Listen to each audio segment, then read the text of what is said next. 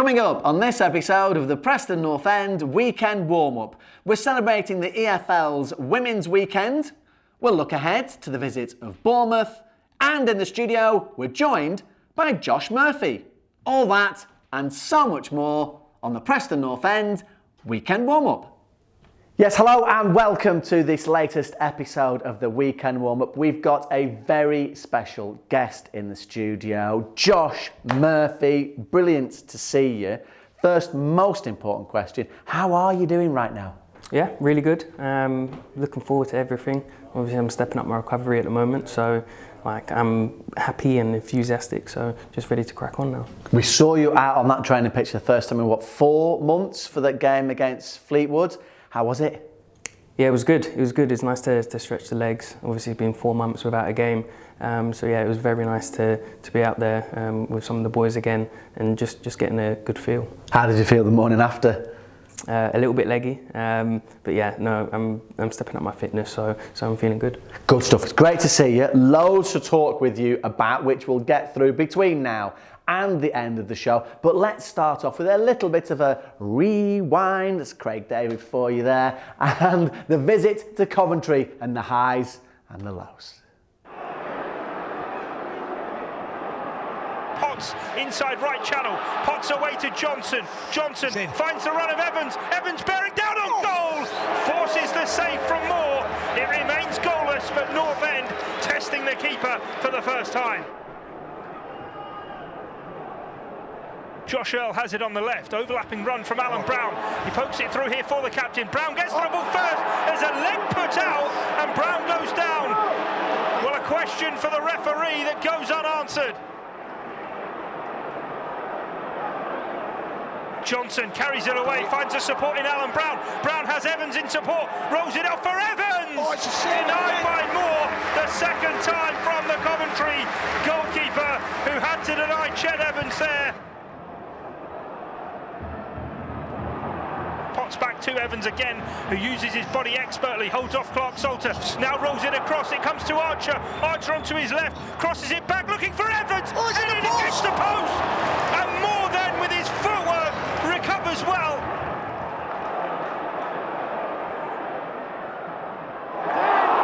O'Hare though has flicked it through the middle of 2 and Vandenberg gets back recovering. And what a brilliant defensive challenge that was. Seb Vandenberg. Now it is with Archer.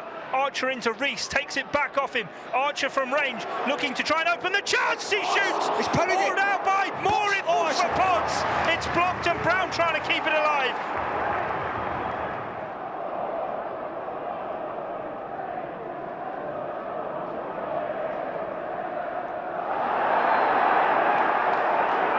Challenge here from Liam Lindsay. Liam Lindsay has already gone in the book. He's going to send him off. He is going to get a second yellow card here, Liam Lindsay. And the referee talked into that one really by Jake Clark Salter.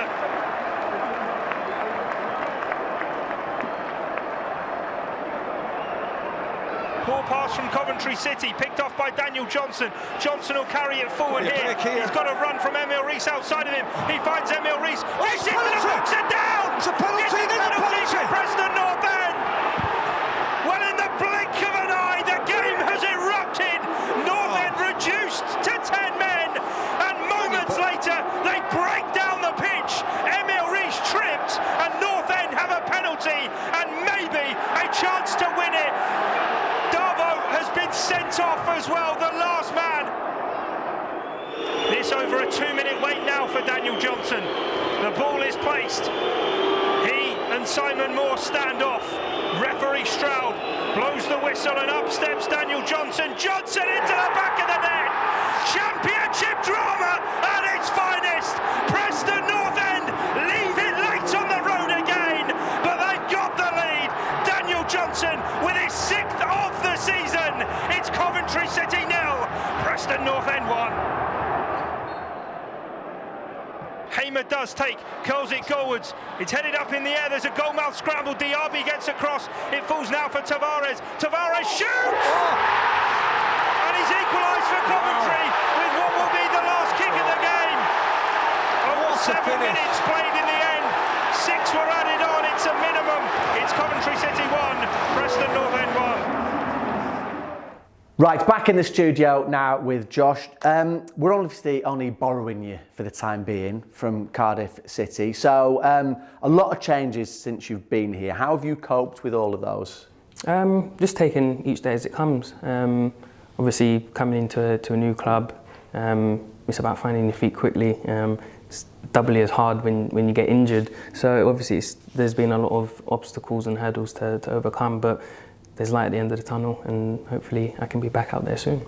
I'm going to ask you before the end of the show in terms of how you fill your time with fun stuff, but I imagine spending time with Tim and Jacko probably isn't the top of the list of fun stuff. So in terms of your rehabs concerned, I know you'd rather be playing, but how's it been? It's been tough. I'm not going to lie. 4 months is a long time, especially when you're just looking out the window watching the boys train. But it was just about like knuckling down, working hard, and just hoping my body can heal as quick as it can. But yeah, Tim, he's done a brilliant job. So has Jacko. So I can't thank them enough for getting me back fit.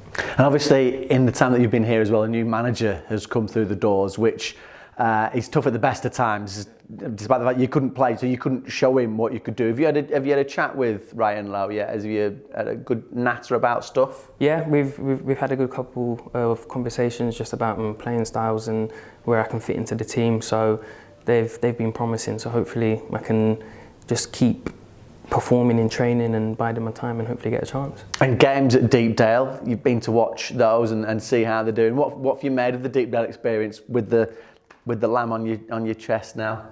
It's been really good. A lot of our home performances have been good, but it's just about turning them draws into wins. But I just can't wait to get out there and play longer than what I have done before at Deepdale, and hopefully I can get the fans excited.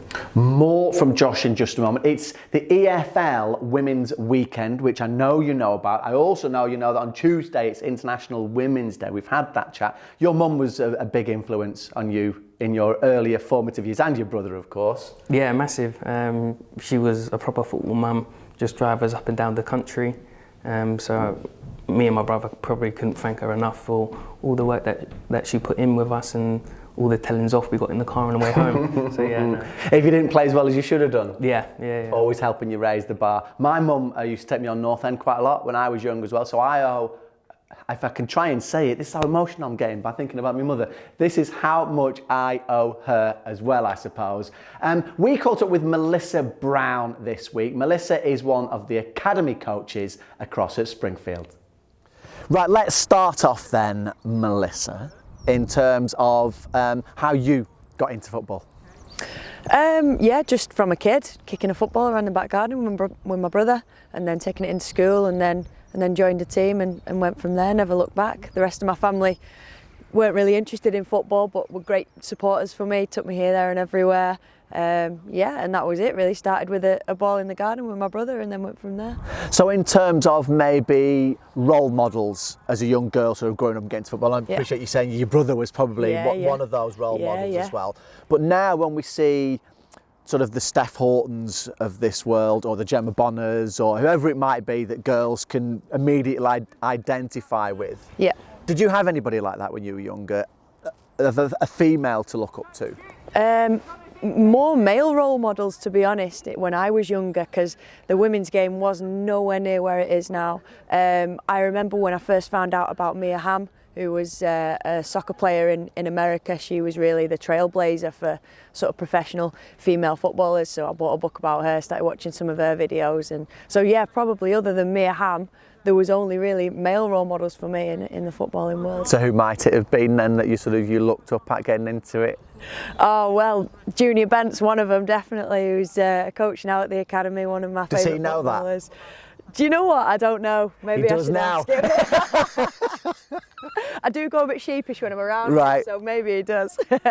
So in terms of what you do, let's start now then, because people might not know what you do here at the academy. So explain your role, and then we can sort of build up to get into it, I suppose. Yeah. So I'm Foundation Phase League coach, so that means I oversee all of the activity for under 9s to under 11s in the academy. So I work with the head of coaching and the YDP lead, and we just put together the programme and manage all the operations of the academy across the board. So that's my usual day to day. So I'll be either coaching on a Tuesday night or a Friday night, or working with the coaches and helping to develop the programme, develop the players, working with individuals. Then in the day I'm based around here with the youth team. And then on a Friday afternoon I coach the hybrid programme, which is the under 15s and under 16s. They come on a day release and I work with them. Now I guarantee people will be watching this just presuming that you've just been talking about coaching girls 8 to 11 or whatever age group it might be. These are all lads that you're coaching, aren't they? Yeah, and now people's ears will have pricked up. So how did you start getting into that then, and what sort of problems have you faced getting to where you are now? So I did used to coach in the women's game. I used to coach girls, but then when I started working for the Community Trust at Preston, I started coming down to the academy and working with the players down here, and then a role came up and then I got the job. So yeah, I'm currently working with the under 9s to under 11s, but I've worked across the board, across coaching the boys here. So yeah, I mean, problems that I've faced being a female, to be fair, when I'm coaching the boys, I don't think they really even realise that I'm a girl sometimes, especially the little ones, seriously. But like they just, as long as they know that I care about them and I know what I'm talking about football wise and I'm going to make them a better player, then you know, it doesn't really matter. And I've never noticed any differences or anyone's treating me any different, players that I've coached here at PNE. The only, I guess, challenges I've faced is going to away clubs where they don't know who I am, and often the assumption, like unconscious bias, is that I'm either a physio or an official or admin or a parent or something like that. But as soon as I explain what I do, then it's great because it's just changing people's mindsets and showing that, you know, women can be in sort of coaching roles in boys' academies. So in terms of this weekend is the EFL Women's Weekend. Tuesday is International Women's Day. And here we are in 2022 still trying to get rid of that unconscious bias that people have. When I was a kid, I went to football matches and it would be with my mum, who's still a season ticket holder, my Auntie Jean, who's still a season ticket holder, and my sister, who goes on whenever she can, my two cousins who are girls as well. So it was like I was probably the only lad out of all girls, which is the opposite. But people my generation, I don't think, still have that in the mind. So they might watch, say, Alex Scott on the telly and not listen to it because she's a woman. So are you finding that sometimes that door's shut in maybe the older ones? No, not at all. Well, that's good. Not here, and I think it's probably because the environment that's set. I mean, as long as I've been here, all the staff and all the players have just welcomed me in as another person.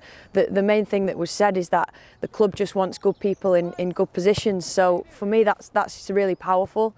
Like I said, the older they follow my team, so I play as well. They'll watch how I get on. So I'll come in on a Monday morning and they'll be like, "Oh, seen you got a yellow card yesterday, Mel," or you know, they follow it. So it's great. Like, and for these lads, you know, they might not always have a strong female role model in their lives. We don't know what else is going on, so it's quite nice that I can sort of provide that and be with them around. And yeah, so I mean, I've never really had any sort of blockages, not in this club anyway, at all. The only thing is going to other clubs where it's again like unconscious bias, where they don't realise what's going on. I actually have never really come across it, which is nice. It's nice for me. Whether I've just not realised it's going on or not, maybe I'm blind, but that's probably the best way to be. So in terms of the next generation then of Melissas, of Hannah, who will hate me if you're saying this, but who's obviously working the camera now, who's there to the media here, you know, the little girls, the young girls, the women who want to work in football as well, but maybe haven't had the chance or can't, how do we get them into the game?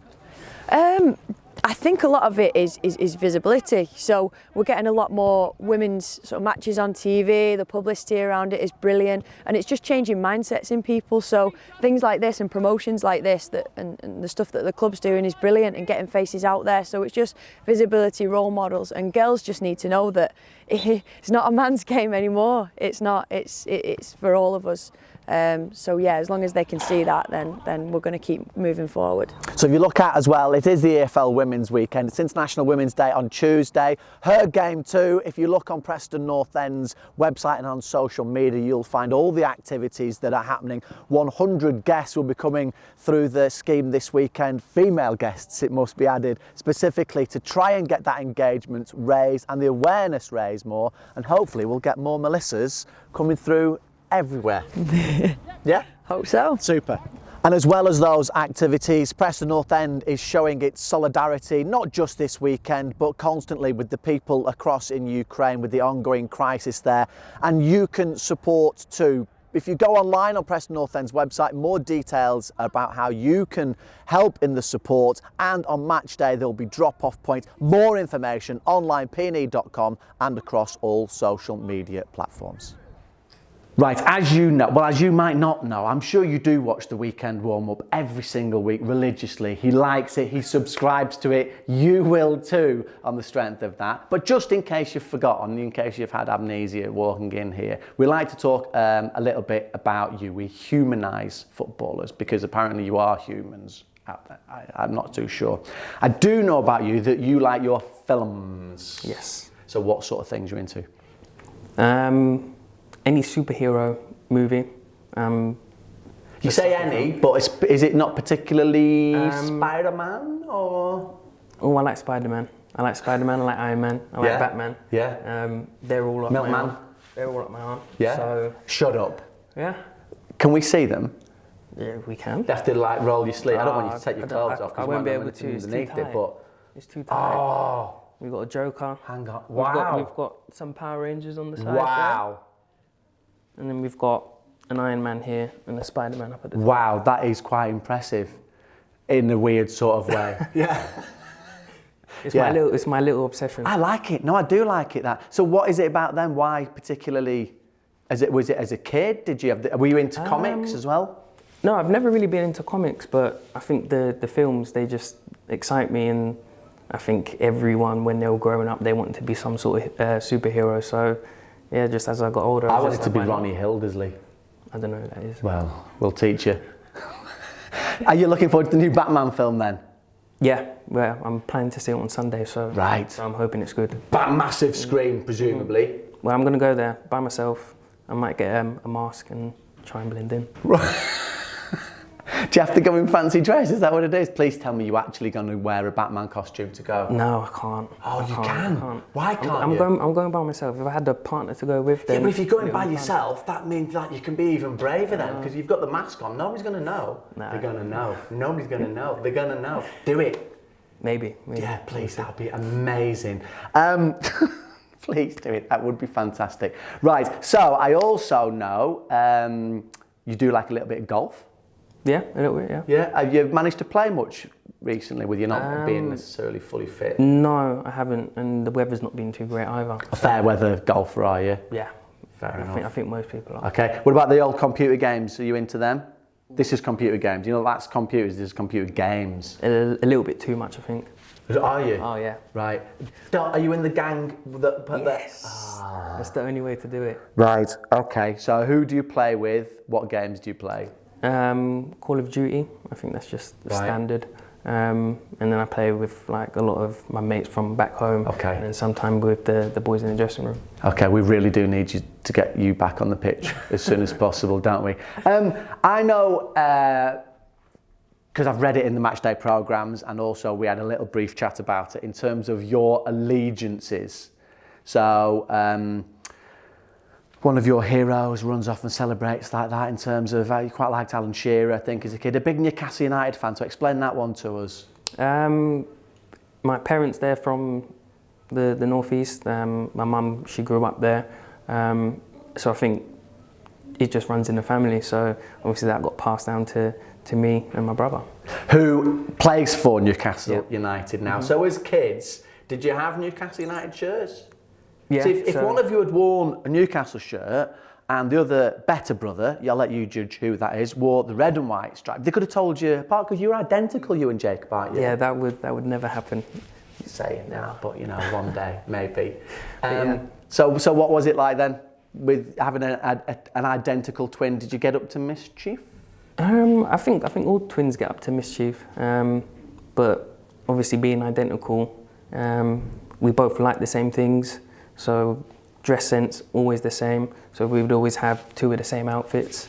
Now still, or as kids? Please tell me you still do it now. I'd love to see you both walking down the street in Batman outfits. No, that wouldn't happen. We would look similar, right, just different colours, so everything was always the same but different colours. Okay. But there was always one rule when we was both at Norwich, so whoever was on the landing first, because we used to drive each other into training, whoever was first, they didn't have to get ready because the amount of times we both came out in the same tracksuit. So whoever came out last had to go back in and get ready and put a different tracksuit on. So now that you're at different parts of the country, how are you managing to sort of stay in touch? So like now, if you closed your eyes and thought really hard, could you get a message to Jacob, do you reckon? No, it wouldn't work like that. Does it not? Are you sure? Because I've heard I'm thinking about him now, so he'll probably have to text me by the time I get back to my phone. So. Yeah, I genuinely think that is how it works, by the way. I know some people would think, what on earth are you talking about? I think these two are right now as well. But you're with me on that, aren't you? Yeah. So how have you been staying in touch with him? Yeah, we speak pretty much every single day. He's got a little girl, so I'm just always asking for picture updates from her. So yeah, we're always in constant contact. And then maybe next season, depending on where you are, of course, have you played ever against each other? Yeah, we played against each other once, probably 3 seasons ago. So that was a big moment for the family. That was a special moment. So there's a good couple of pictures which we're going to get framed and stuff like that. So yeah, that was a special moment. Did your mum support you or your brother? It was a draw, so... Right, okay, so that was the best result for your mum then, wasn't it? Yeah. Absolutely, right. Thank you. Actually, no, I say thank you for now because there is one more thing I need to talk about. You know what that's going to be. You probably heard the rumbling there. Food. We always discuss food before. I was going to move on, but then something was holding me back. Probably needs to be back a little bit more. Maybe it's a brace or on there or something. So if we're, because you're still staying in the hotel, I think, aren't you? So you will go out for dinner, you and me. I'll buy where we're going and what we're having. Oof. I would normally say get in the kitchen. Are you allowed in the kitchens there? No. Do you cook? I do cook. That's probably one thing that I do miss. Do you? Yeah. Well, will you come to our house then and we'll let you in the kitchen so you can cook the meal. So go and do a big shop, what you bring in, what we have in. Oof. I don't know. Are we doing starters? You're the chef. Okay, we'll have to have some sort of chicken wings for starters. Starters? Yeah, because I love chicken wings. Okay, I know someone in our house who would love that as well. Maybe main course, some sort of pasta dish. So it sounds healthy. Yeah, we need carbs. Okay. Yeah, we need do we? I'm not sure we do. Maybe not you. Maybe salad. You do. You're a professional sportsman. I'm not sure I do. I'd say a nice creamy pasta. Okay. And then dessert. Wait a second. When you say pasta, though, I mean, is it the little bow ties? Is it the shoelaces? No, let's go for the twizzles. We'll go for some tagliatelle. Which one's that? Is that the flat one? Yeah, the flat one, but that looks like spaghetti, but it's not spaghetti. Right. Yeah. Like if you've got spaghetti and you put a rolling pin on it. That's that one. That's what they say in Italy when they're making it. This is what I want. I want the one that looks like spaghetti but roll it out flat. Okay, in some sort of a white sauce. Yeah. Okay. And then we're going really in depth with this, aren't we? Dessert, fruit salad because. For pudding? Yeah, that's what I've been nailing. This is like torture. When do we get other than the chicken wings? Everything else is really healthy. Yeah, it sounds nice. It's all right, but come on, I want you to make us... no, I've not got that for you today. I think we might go instead to somewhere else. We'll go out for something to eat. So we'll go to the Chippy. Have you had a butter pie since you've been to Preston yet? No, I haven't. Oh, I'm going to tell you all about butter pies. Right, well, while we talk about butter pies for a bit longer, let's start the build-up to Bournemouth. Visitors to Deepdale this weekend. And of course, as always, we caught up with the manager, Ryan Lowe, and we also hear from Daniel Everson. Look, we're under no illusions that it's going to be a tough encounter. As I said before, Bournemouth are flying high and they play some good football and they're well coached and they've got some fantastic talent, haven't they, as we well know. But we've got to make sure we stamp our own authority down on games and for this to be probably the last home game for a little while, as you just said, and we've got loads on the bounce away from home. We want to make sure that we have a good outing. You know, we want to make sure that we perform to the best of our ability, and the lads have been performing to the best of their ability. We haven't had that little stroke of luck that we're probably needed along the way. But we just got to keep pushing on. We've got to keep working hard. We've got to keep doing the right things. And if we do that, then obviously results will come your way, which is proven, hasn't it, since we've been through the door. So, yeah, Saturday will be no different. We'll be planning as normal, and we'll be hopefully putting a game plan together so the lads can take it to fruition. Yeah. Yeah, I think we play some good football at time, but we need to do it whole the game. Really, I think sometimes we start bad first half. We do it against Coventry. I think the first 20 minutes we don't play that football we want, but when we come more far in the game, we play that football we want. So now we have to try and do the whole game, but it's difficult for we play against some good teams also. So it's not always easy to do that. So, but I think we have proven a lot before since he's come. It doesn't matter whether you're playing Coventry, Bournemouth, whoever it is, Reading. You know, they're all tough games in the Championship, as we well know. So we respect the teams. We don't fear them. We've got to go toe to toe with them. We've got to have a good go, and that's certainly what we've been doing. So yeah, you know, Bournemouth will be coming to town. I'm sure they'll have their wits about us as well. I think, you know, we beat them down at their place 2-1, if I remember rightly.